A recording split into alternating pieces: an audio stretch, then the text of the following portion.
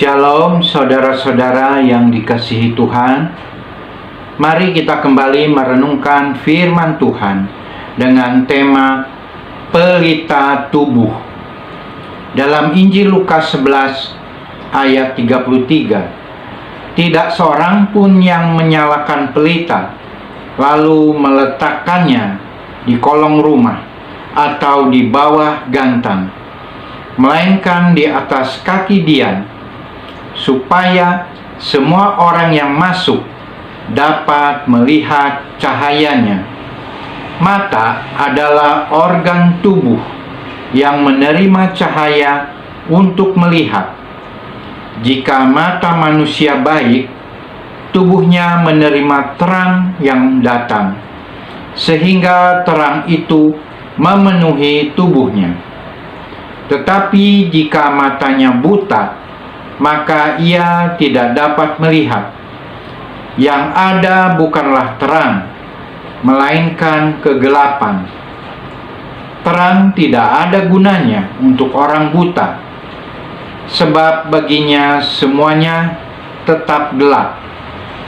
Tuhan Yesus menggunakan analogi mata manusia untuk mengajarkan mengenai mata hati atau hati nurani. Jika mata hati nurani seseorang baik, maka seseorang akan diberi kemampuan oleh Tuhan melalui Roh Kudus yang menuntunnya untuk dapat memahami kehendak Allah secara lengkap. Kalau mata hati seseorang sudah tidak mampu mengerti kehendak Tuhan, maka rusaklah seluruh kehidupan seseorang. Apa yang dapat dilakukan seseorang yang tidak mampu lagi mengerti kehendak Tuhan? Betapa tidak berharganya manusia seperti itu.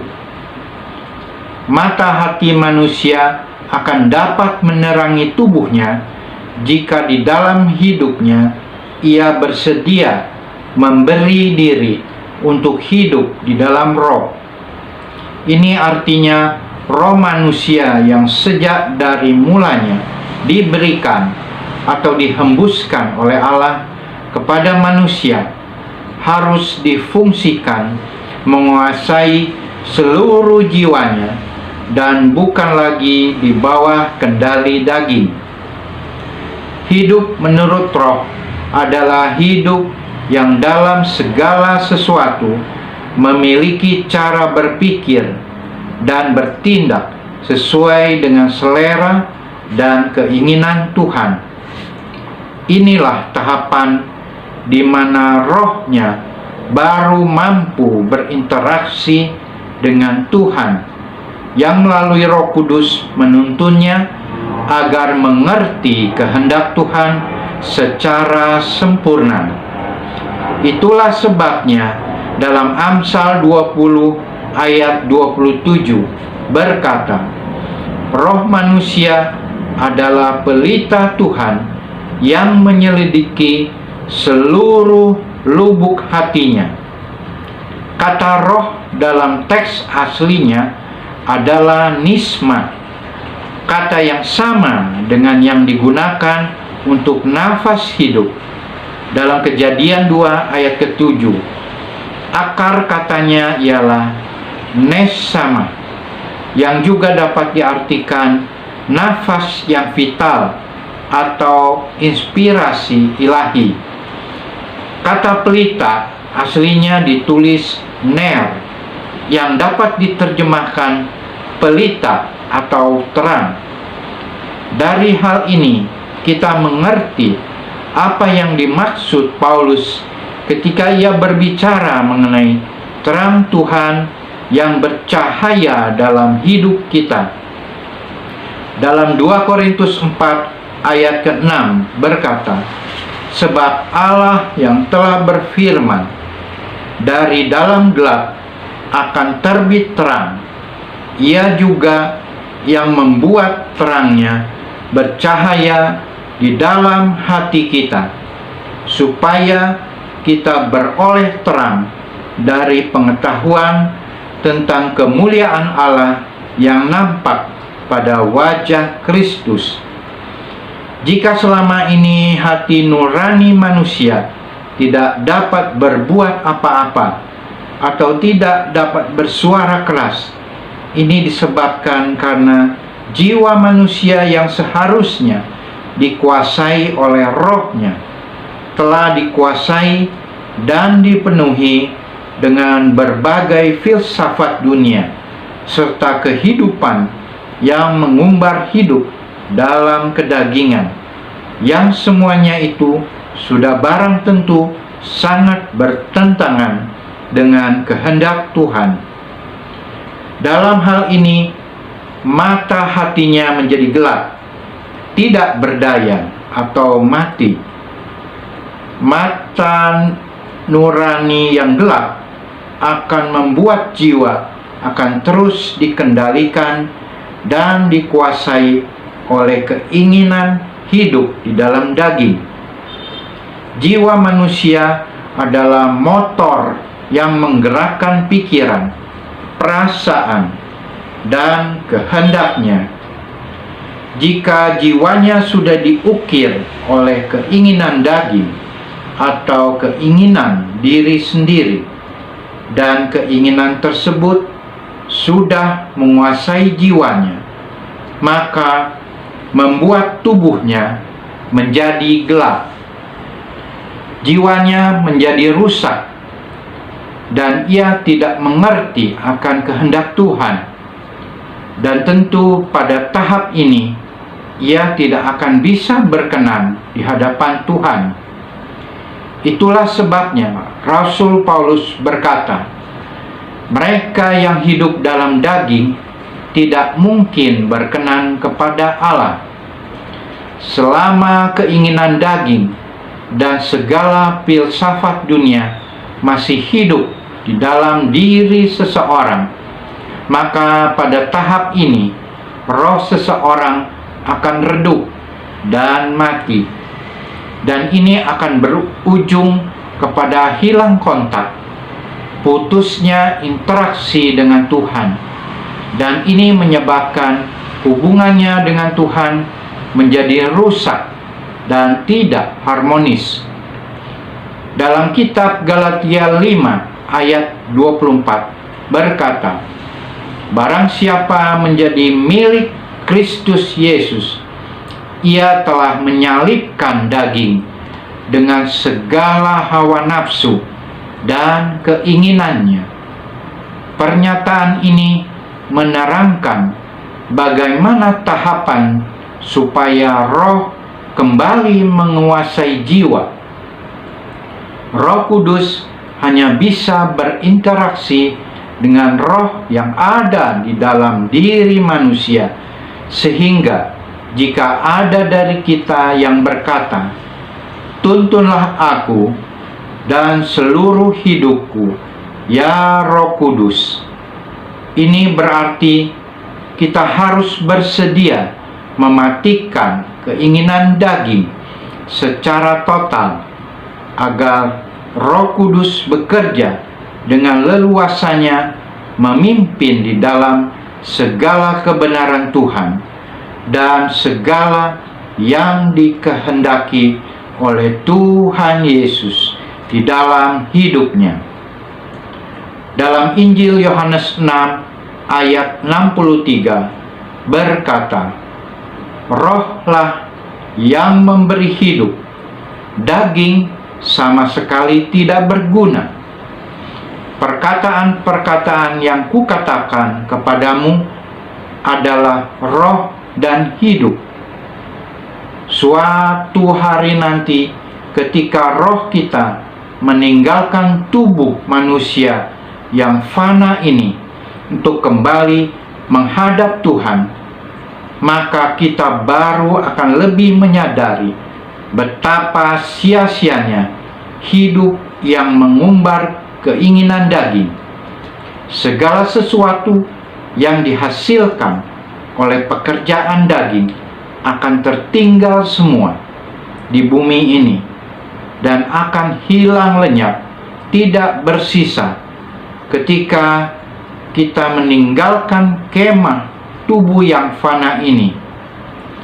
Jadi, pergunakanlah waktu yang singkat ini untuk hidup menurut Roh, sesuai dengan kehendak Tuhan Yesus.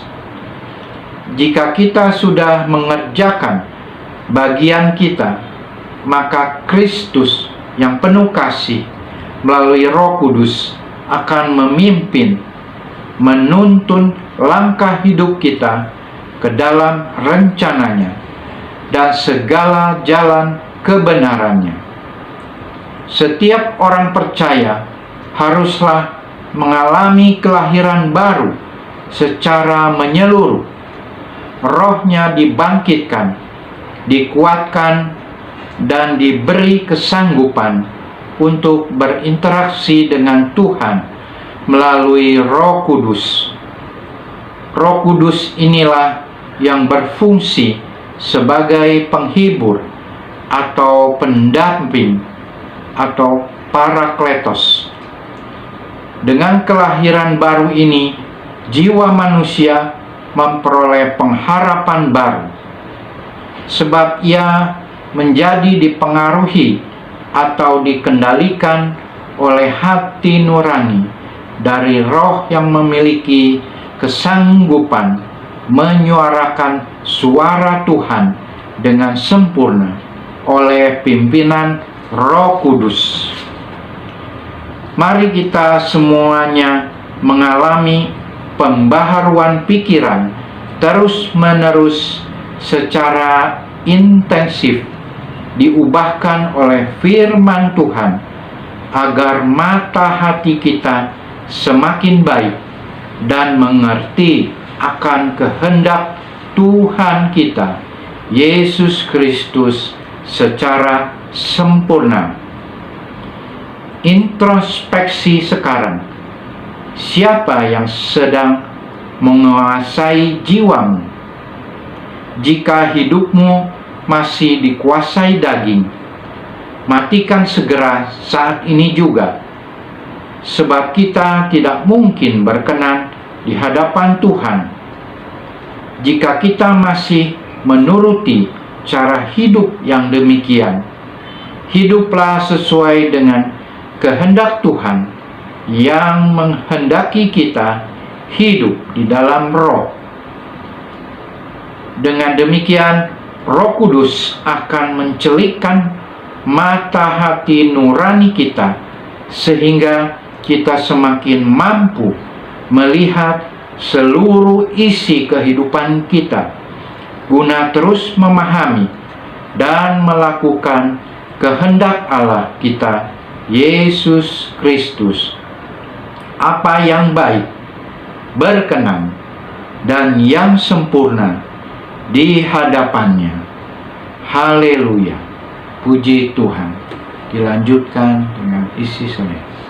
Apa yang kita lihat akan menentukan respon dan tindakan kita. Jika kita berjalan dan di depan kita melihat ada jurang, maka kita akan berhenti sebagai respon atau tindakan kita. Apa yang dilihat oleh mata kita akan sangat menentukan sikap hati dan arah kehidupan kita. Mari kita baca Lukas 11 ayat yang ke-34. Matamu adalah pelita tubuhmu. Jika matamu baik, teranglah seluruh tubuhmu. Tetapi jika matamu jahat, gelaplah tubuhmu. Alkitab berkata bahwa mata adalah pelita tubuh kita. Berhati-hatilah menggunakan mata kita. Mata kita bagai pelita yang berfungsi untuk menerangi jiwa dan tubuh kita. Jika mata kita melihat yang baik dan terang, maka baik dan terang juga jiwa kita. mata sangat penting. Mata sangat menentukan arah hidup kita.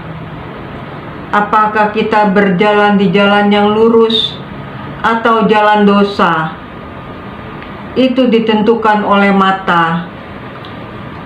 Apa yang kita lihat akan masuk ke dalam jiwa dan roh kita, karena mata adalah jendela hidup kita. Oleh karena itu, bagian kita adalah menjaga mata kita supaya tetap terang. Lukas 11 ayat 36, jika seluruh tubuhmu terang dan tidak ada bagian yang gelap, maka seluruhnya akan terang, sama seperti apabila pelita menerangi engkau dengan cahayanya. Jika mata kita sehat, maka kita dapat sepenuhnya melihat dan menggunakan terang.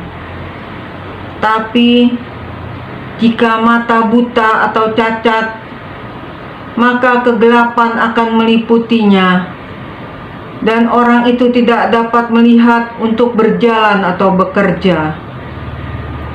Kita baca Matius 5 ayat 29.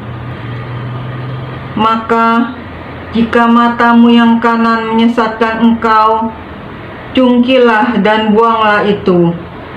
Karena lebih baik bagimu jika satu dari anggota tubuhmu binasa daripada tubuhmu dengan utuh dicampakkan ke dalam neraka. Ini suatu perintah yang sangat keras, datang langsung dari Tuhan Yesus. Ini menandakan bahwa kita tidak bisa main-main dengan mata kita. Dengan memahami hal ini, kita dapat mengerti bahwa Tuhan Yesus tidak memerintahkan untuk mencungkil mata secara hurufiah. Namun, perkataan Tuhan Yesus bermakna agar kita sungguh-sungguh menjaga tingkah laku kita, agar terhindar dari neraka atau kebinasaan kekal.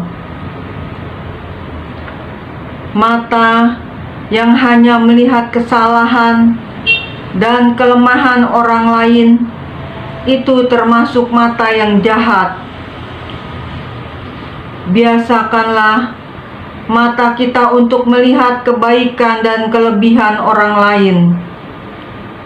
Mari kita gunakan mata kita untuk melihat perbuatan Tuhan Yesus yang ajaib. Maka teranglah hidup kita. Jagalah mata kita menjadi mata yang kudus, mata yang senantiasa memancarkan kasih Tuhan Yesus. Amin.